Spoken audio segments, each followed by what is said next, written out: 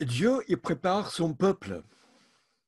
Et le fait tout simplement qu'un Dieu, il n'est pas surpris.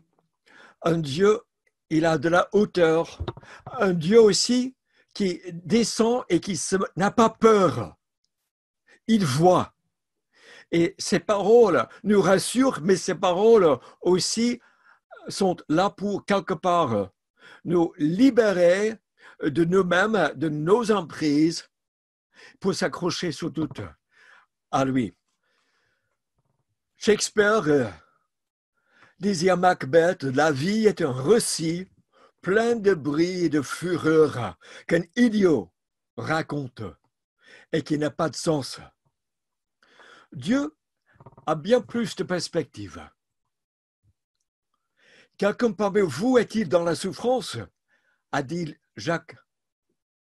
La bataille des Ardennes, 1944, au mois de décembre, l'aéroporté, le Centenium, qui gardait Bastogne en Belgique, était encerclé. Et les forces nazies espéraient couper en deux l'avance des Alliés. Et dans la bataille des Ardennes, en plus, ces troupes retranchées étaient pommelées par la pluie incessante. Et donc, le général Patton fait appel à l'aumônier de sa troisième armée et lui demande d'écrire rapidement une prière pour faire que Dieu intervienne et qu'on sorte de cette situation, que sinon était face à la mort des centaines de milliers de personnes. Et donc, l'aumônier au Nil écrit « Père tout-puissant et le plus miséricordieux, nous implorons ta grande bonté pour retenir les pluies immodérées, que les soldats avancent pour écraser l'oppression et pour nous libérer de l'injustice. » C'était juste avant Noël. Les temps se sont éclaircis, les ciels dégagés, ils ont pu avancer pour libérer. Et 250 000 soldats ont reçu cette prière et se sont mis à genoux pour prier. Et ça a changé l'histoire. Et quand nous qui sommes dans des batailles, dans des situations, et que nous nous mettons à genoux, Dieu lui-même intervient. Et nous ne luttons pas contre la chair et le sang, mais nous luttons contre les esprits méchants dans les lieux célestes. Dieu donc prépare son peuple et il essaie donc de nous montrer que nous ne sommes pas abandonnés, mais que nous sommes avec lui et que lui-même, il intervient avec nous. Sa parole peut nous accabler par les difficultés, parce que sa parole est Dieu qui sait les difficultés et même connaît la profondeur inouïe, inespérée de nos cœurs, peut sembler nous accabler. Mais de deux, sa parole, la parole de Dieu, aussi par sa présence, nous remet debout. Il n'est pas repoussé par nos difficultés. Dieu, sauveur de Jésus-Christ, notre sauveur, n'est pas repoussé par nos propres cœurs, par nos difficultés. Et de trois, sa parole et sa présence nous fortifient. Dieu n'a pas peur de l'histoire, de l'avenir. Il veut être à vos côtés. Il veut être présent. Donc sa parole et sa présence peuvent sembler accabler quand elles révèlent ce qui se passe et qui nous sommes face au défi ou même face à ce Dieu. Rappelons-nous que l'histoire de Daniel, c'était aussi un temps désespéré d'exil, de destruction. Et quand les 70 ans sont passés, pour revenir dans le pays, il tourne sa face pour implorer Dieu, pour que le peuple se prépare. Le peuple reconstruise, le peuple soit le peuple de Dieu. Et en réponse, il envoie Gabriel, un ange, pour lui parler du Jésus le Messie à venir, qui va faire cesser la rébellion, expier les fautes, amener une justice, accomplir ses promesses et loindre son peuple et loindre les cieux pour recevoir un peuple debout, un peuple aussi pécheur. Mais ce Messie va tout changer. Et la prière de Daniel révèle, et face à nos futurs, face à nos circonstances, Dieu nous dit l'avenir. Pour nous, le Christ est venu. Il a expié nos fautes. Et dit encore, il restera une semaine juste avant la fin, où tout va se déchaîner, mais entre les temps, nous nous positionnons face au Christ qui a expié nos fautes et face au Christ qui revient pour mettre fin. Et dans ce moment de fin, il y a une distance représentée par cette flèche rouge. Mais à la fin, il fera cesser le sacrifice un prince impie. Il proclamera la pire des monstruosités jusqu'à ce que sa fin descend sur lui. Combien de temps? On ne sait pas. Si vous êtes à la montagne et vous regardez les crêtes et vous essayez de mesurer la distance entre les crêtes, on peut facilement se tromper. Et nous n'allons pas nous aventurier dans des prédictions pour savoir qui et quand, mais tout simplement, Dieu nous dit quelque chose de précis que nous allons voir aujourd'hui dans sa parole, afin de nous préparer, parce que ce qui est certain, c'est Dieu qui gère, c'est Dieu qui garde la fin. Et aussi, il nous révèle qu'il y aura des difficultés. Il nous révèle nos propres cœurs, afin de nous guérir, afin de nous relever, afin de nous rendre capables. Cette parole, Dieu dit à Daniel, est vraie. Et cette parole annonce un grand combat. Et Daniel fut attentif à cette parole et en eut la compréhension. Donc, c'est le temps du retour. Le temple commence à être reconstruit. C'est le mois de Pâques où tout juif pieux rentre dans le pays dévasté. Et Daniel est inquiet, troublé par ces nouvelles, par l'enjeu, par les difficultés, par la taille de l'envergure, la face auquel fait face le peuple de Dieu. Et donc, j'étais 3 semaines dans le deuil, il dit, j'ai mangé aucune nourriture raffinée, ni parfumée, jusqu'à la fin de ces 3 semaines. Donc, il était à 90 ans, il a vu la déportation, il a vécu, il a vu venir et repasser les rois et les royaumes et les puissances et les superpuissances. Et donc, il se trouve en ce moment où le peuple, par le décret de Darius, peut rentrer au pays.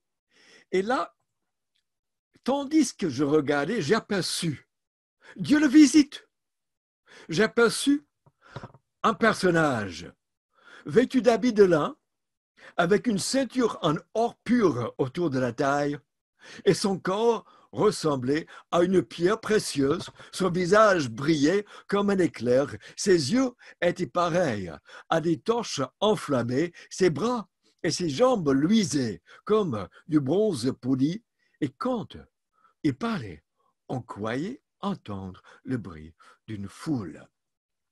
C'est la troisième vision que Daniel a de Christ. Et quand les choses sont corsées, Dieu vient. Et là, il se présente.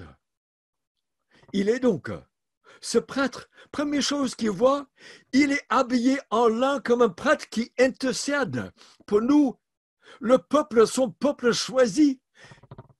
Oh, combien c'est une bonne nouvelle que nous avons un prêtre en lin qui prend sur lui, qui expie nos fautes, qui s'incarne et qui marche. Et quand on est accablé par les défis, par les difficultés de la vie ou par le salut que Dieu veut instaurer autour de nous, et c'est lourd, trop lourd, il nous rappelle, il vient, et il est notre prêtre du fin lin, habillé, et aussi un roi, et aussi divin, mais surtout ici, il veut nous parler. Alors, face à cette apparition, à cette vision, Daniel tombe sur sa face, sur son visage. Il connaît les difficultés de sa vie, il a 90 ans, il ne verra plus Jérusalem.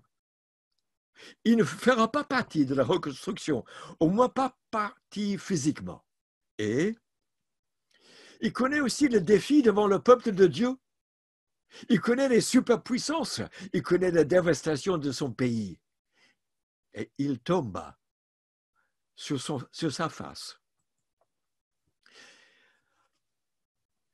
Cette troisième vision, j'aimerais nous rappeler que c'est la première. La première, en Daniel 7, celui qui ressemble à un fils de l'homme apparaît sur les nuées. Il est clairement divin, il reçoit la gloire et le règne, et les peuples l'ont servi.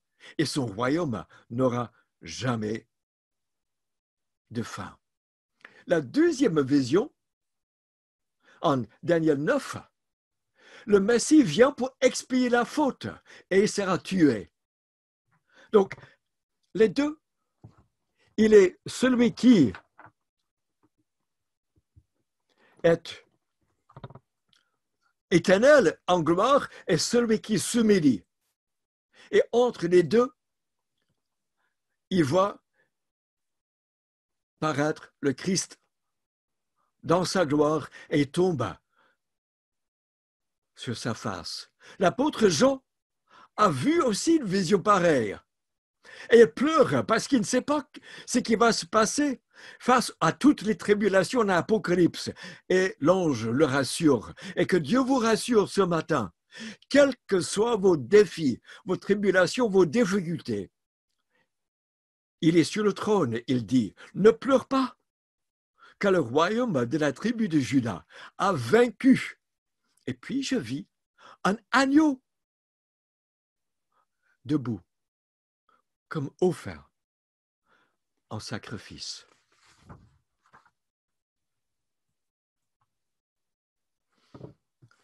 Celui donc qui expie les fautes, celui qui règne, est aussi celui qui vient, qui parle, qui prend nos côtés, qui dit divin et qui promet. Les trois personnes, et au temps de Jésus, on ne savait pas comment concilier. Mais nous, avec sa résurrection, on comprend qu'il souffre et qu'il règne. Mais maintenant, il dit, je viens pour faire comprendre ce qui doit arriver.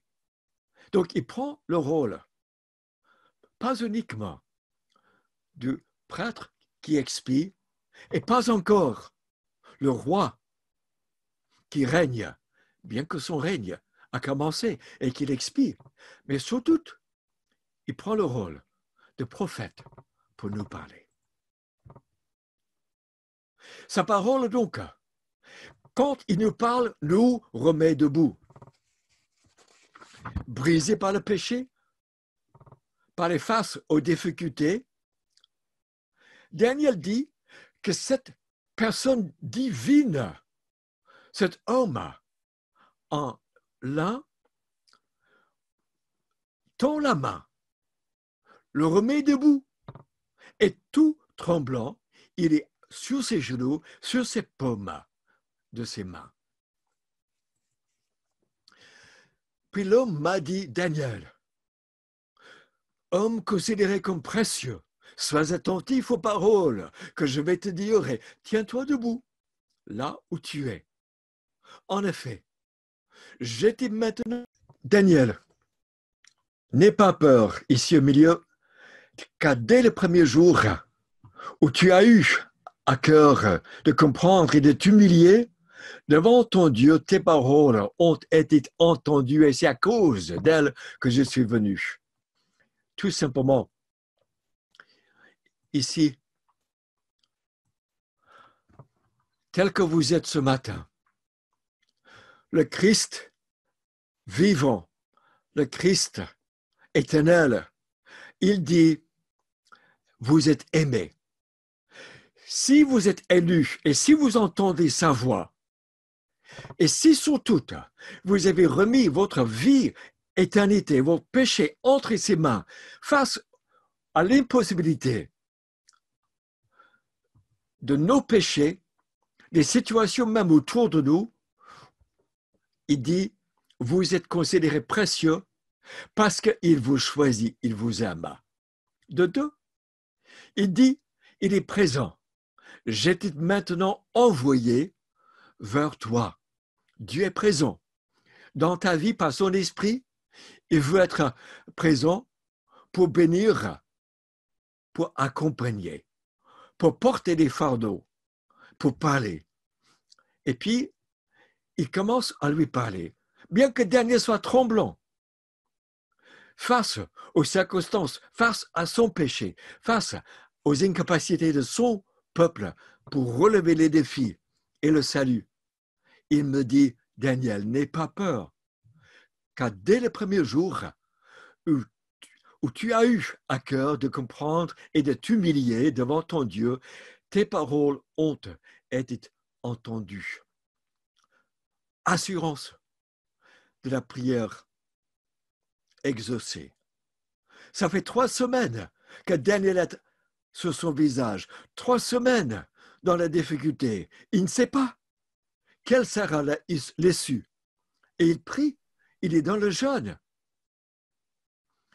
Et parfois, notre situation, on peut se sentir sans issue, accablé, le cœur lourd pour mettre raison par nos propres incapacités. Et comme Daniel, n'ayons pas peur de tomber à genoux, de tomber sur nos faces. Nous avons un Dieu qui relève. Ce n'est pas de la fausse humilité, c'est de la réalité, c'est de la vérité devant un Dieu tout-puissant, un Dieu merveilleux, un Dieu qui règne, un Dieu en splendeur, en gloire, qui visite. Daniel tombe sur sa face et Dieu ne le repousse pas. Il relève.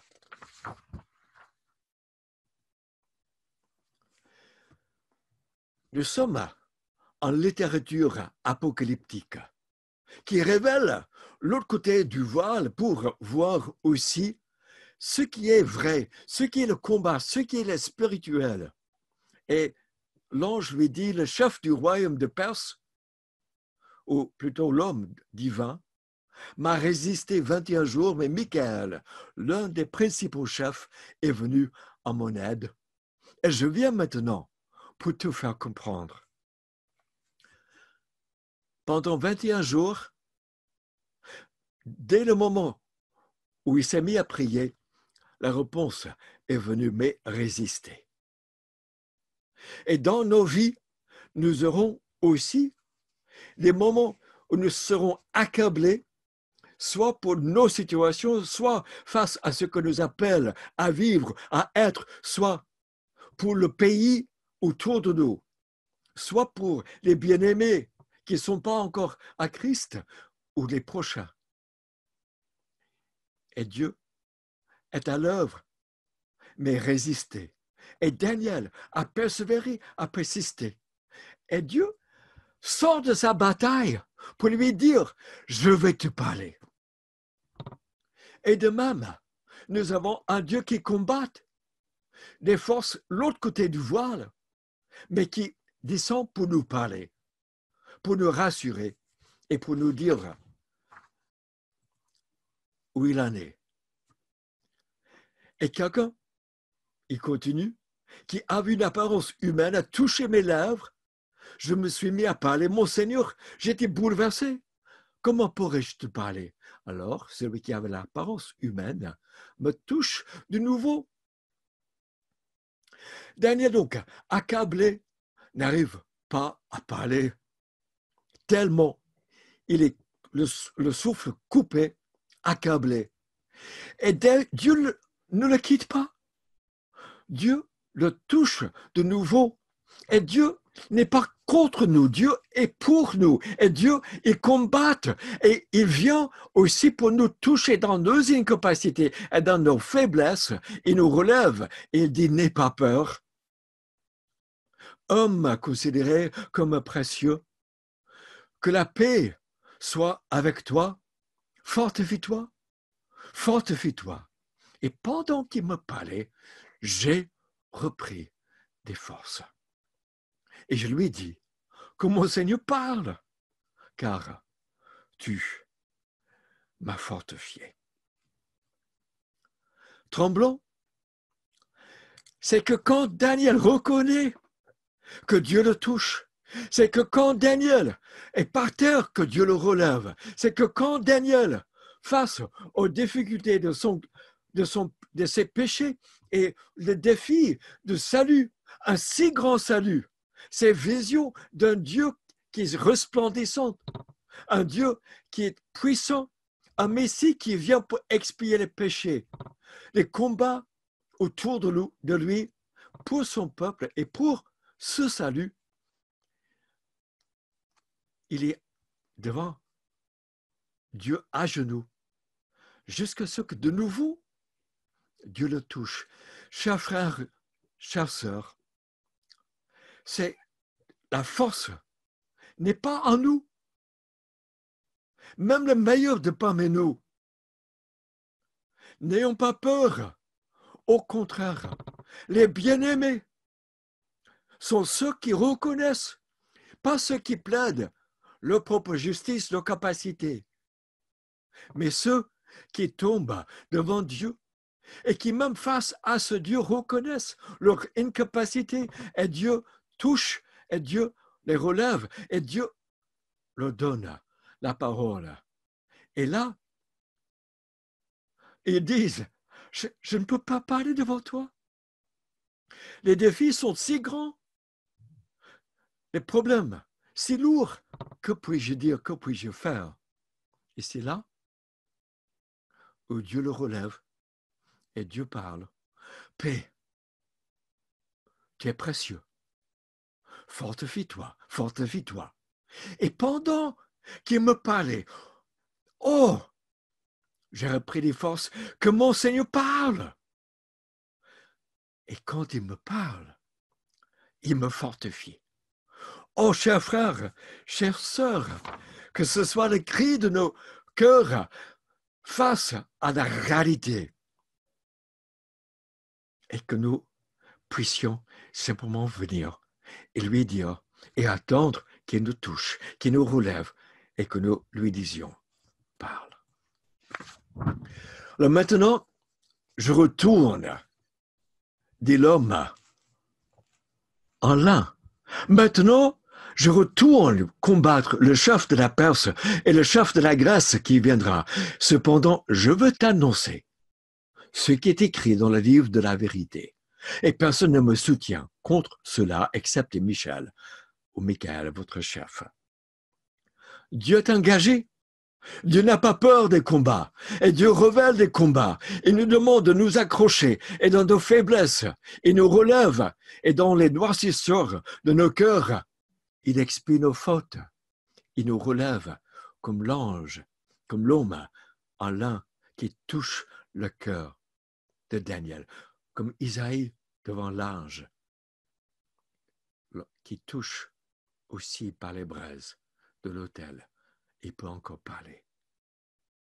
Et c'est celui qui est engagé, celui qui expie, celui qui aussi combat, parce qu'il est aussi roi. Mais il veut nous parler et nous dire qu'il combat et qu'il combat pour nous et qu'il y a un avenir. Et ne perdons pas courage parce qu'il combat. Il peut prendre le temps de nous parler, mais aussi il retourne pour combattre.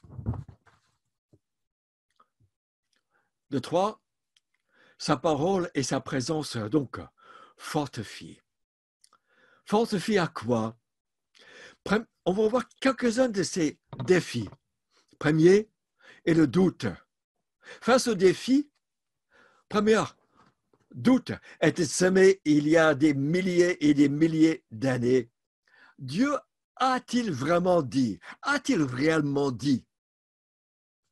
Alors, Daniel, cette parole, le Messie, le roi, celui qui expire, celui qui combat, c'est vrai? Ou c'est du mythe? Quelques-uns proposent donc que Daniel soit écrit à l'an 160 avec les livres apocryphes. Mais ce n'est pas possible. Tout simplement parce que Daniel en 270 est déjà traduit avant Jésus-Christ. 100 ans avant les autres apocryphes, il est déjà traduit en grec avec la Septante.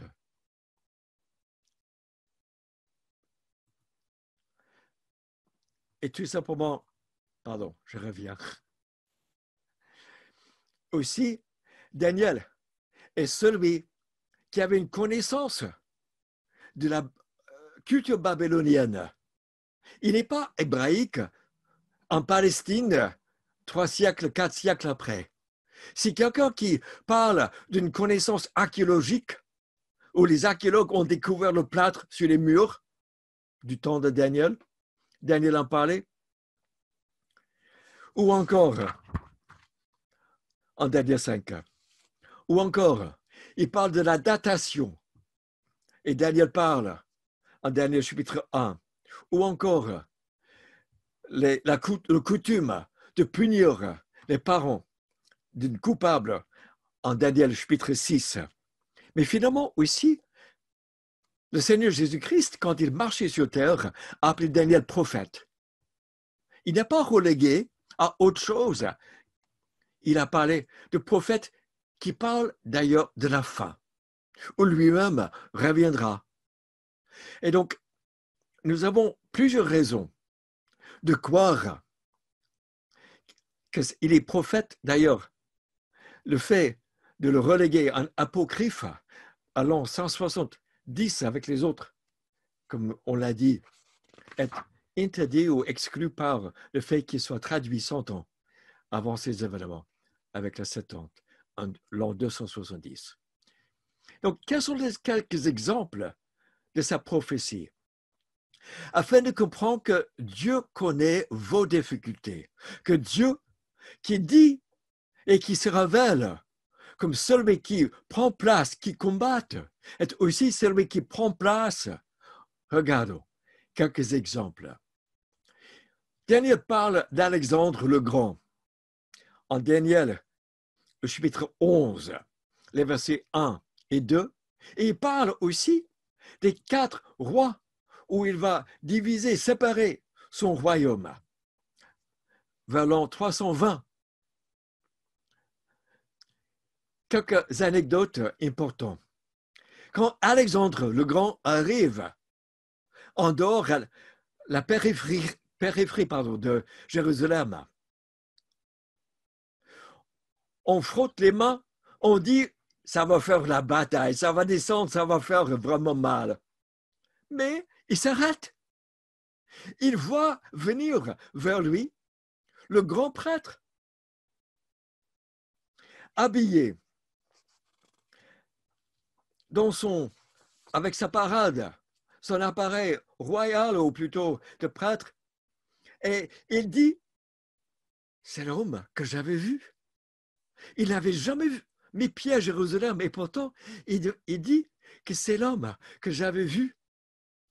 Et c'est rois, ses généraux plutôt à côté de lui, demandent, mais pourquoi tu ne l'attaques pas? Il dit, parce que la nuit où j'ai dû combattre l'Empire perse, j'ai eu une vision, j'ai eu un rêve de cet homme qui m'a dit, avancez, n'aie pas peur, je te conduirai, je te donne l'Empire. Et donc il répond, je ne m'incline pas devant cet homme, mais je m'incline devant le Dieu dont il a l'honneur d'être le grand prêtre. Cette histoire est racontée dans les Antiquités des Juifs, les chapitres 10 et 11 de Flavius Joseph. Et donc, deuxième anecdote, quand le grand prêtre le reçoit, donc il s'appelait Jadua, il le reçoit dans le temple même. Il lui montre ce verset, Daniel 11, versets 2 et 3. Du royaume de Grèce, un roi vaillant se dressera, il dominera avec une grande puissance et fera ce qu'il voudra.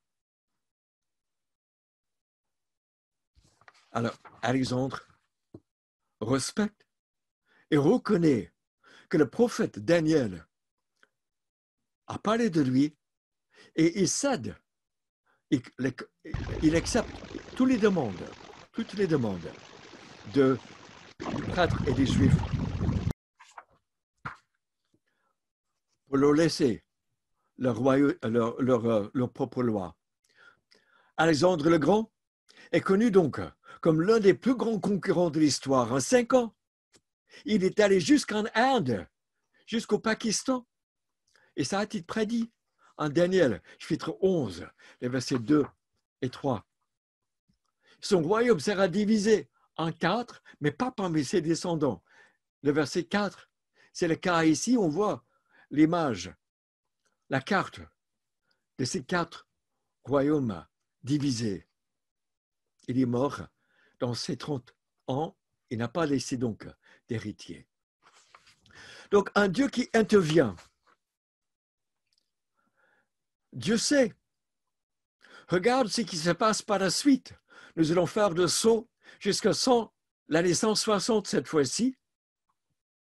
Nous allons passer par plusieurs rois qui sont décrits en détail jusqu'à Antioche IV à l'an 160, où on parle de combats, de faux dieux, des alliances qui sont fausses et de l'oppression armée. Et c'est là, peut-être que vous et nous tous, dans ce monde, ferons face parce que le diable s'habille de cette manière, des combats, se présentant sous des faux dieux, des fausses alliances et de l'oppression souvent armée. En Afrique, en Orient, en Moyen-Orient, et cela dans le même style de ce qu'ont combattu le peuple qu'a vu Daniel. Antioche Épiphanès, vers l'an 168. Voici de la monnaie qu'il a fait à son image, où il dit Épiphanès, Dieu révélé, rien de moins, il est Dieu manifeste, Dieu révélé. Et aussi, en bas, Nicaéonès, vainqueur. Alors que Daniel avait prévu cela, verset 21, chapitre 11, un homme méprisé prendra la place sans qu'on lui ait donné la dignité royale. Avec des intrigues, un homme méprisé, Antioche le 4.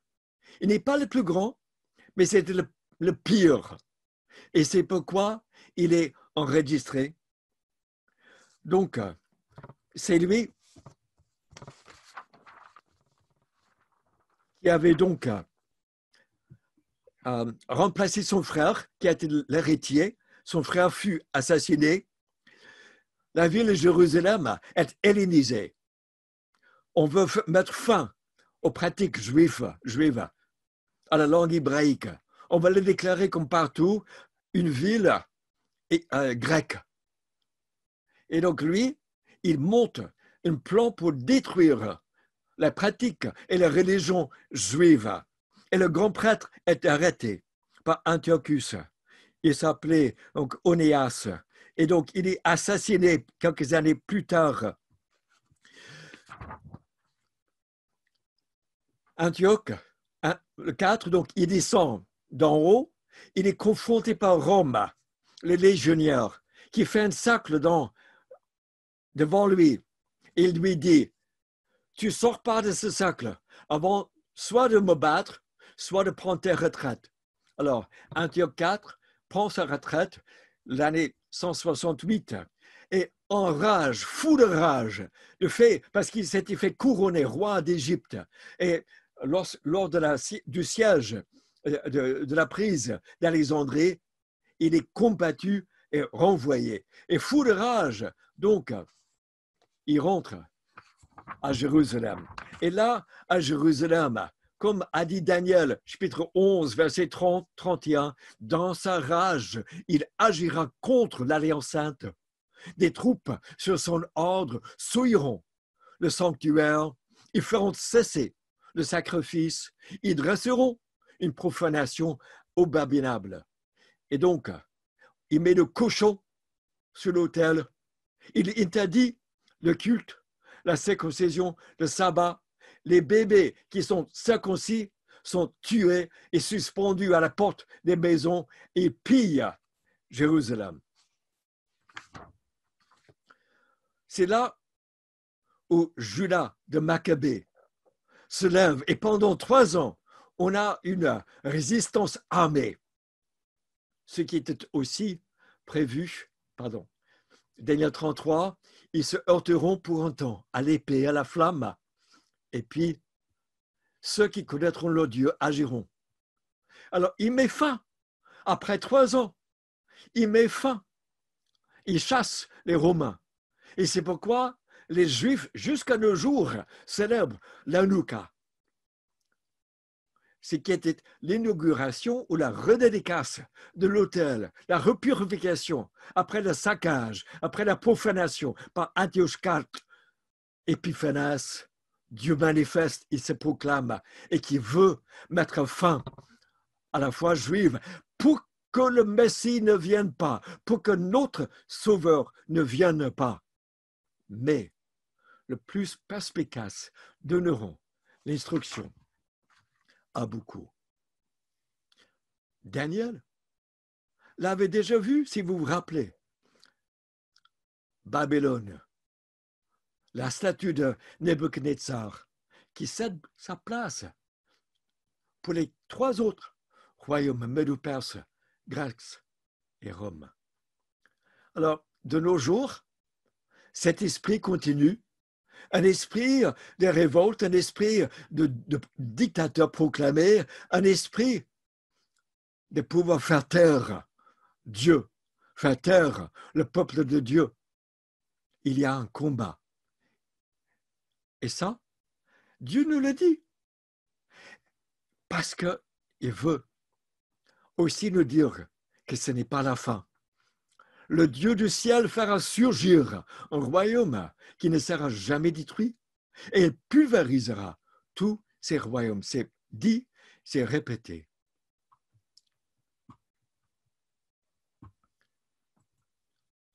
Peut-être que votre vie ressemble dans ces difficultés à une tapisserie qu'on ne connaît pas, on ne reconnaît pas. Mais un jour, nous verrons, et même avec l'Apocalypse, voyons de l'autre côté un Dieu qui combat, un Dieu qui prend place, un Dieu qui prédit, un Dieu qui sait, un Dieu qui relève, qui connaît la profondeur des choses et qui n'a pas peur et qui nous remet et qui dit que lui-même il combat et que lui-même il dit fortifie-toi, qui dit lui-même qu'il est à nos côtés, qui dit lui-même paix, qui dit lui-même qu'il veut nous parler et que nous sommes un peuple bien aimé, bien que combattu. Et lui-même, il combat à nos côtés. les prophéties sont pour certaines accomplies, pour d'autres sont en cours d'accomplissement, et on a un royaume de gloire qui est annoncé et par Ésaïe et par Daniel par exemple, nous amène à avoir cette confiance absolue dans le fait que ce royaume qui est mentionné dans cette prophétie, cet état incroyable aura effectivement lieu. Merci, Carrie. Donc, tout simplement, nous avons donc un Dieu. Tout œil le verra. Même ceux qui l'ont transpercé, ils le verront. Ils tomberont à genoux. C'est lui qui jugera l'humanité. Ceux qui l'ont transpercé, ceux qui l'ont rejeté. C'est lui-même qui aura le dernier mot. Je suis l'alpha et l'oméga, dit le Seigneur Dieu, celui qui était et qui est et qui vient, le Tout-Puissant. Dieu prépare un peuple. Dieu nous prépare. Et ce matin, entendez chaque fois que vous ouvrez sa parole, que sa parole peut sembler nous accabler, une parole qui peut ressembler difficile, parce qu'il met la doigt sur ce qui nous tue, sur ce qui nous accable, ce qui détruit et happe. De deux, sa parole aussi nous relève et nous met debout, parce qu'il est un Dieu qui aussi nous annonce une bonne nouvelle et qu'il soit à nos côtés pour que nous-mêmes nous annoncions cette bonne nouvelle, même dans nos difficultés, même dans un monde qui le rejette, ou même dans un monde où on voit encore ce Dieu qui a du mal à percer, à rétablir, à guérir. Il est combattant, notre Dieu. Il est à nos côtés. Il est avec nous. Et puis finalement, sa parole et sa présence fortifient, tels que nous sommes, dans ces difficultés.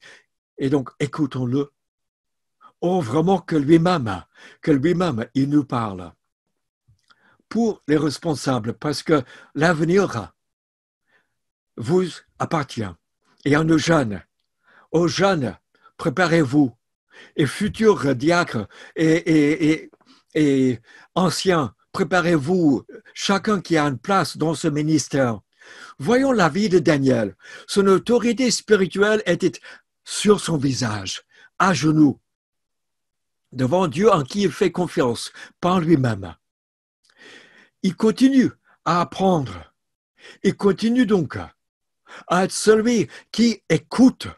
Et Dieu continue à lui parler. Et ce que Dieu lui dit lui révèle des situations difficiles, mais il lui révèle un Dieu qui n'a pas peur et lui dit de ne pas avoir peur. Et aussi, un Dieu qui, parce qu'il ouvre la parole, il est renouvelé. Oh, chers responsables, chère jeune personne, chère personne qui prend des ministères dans les épreuves, encore soyons renouvelés par ce Dieu qui nous parle. Et puis, la perspective.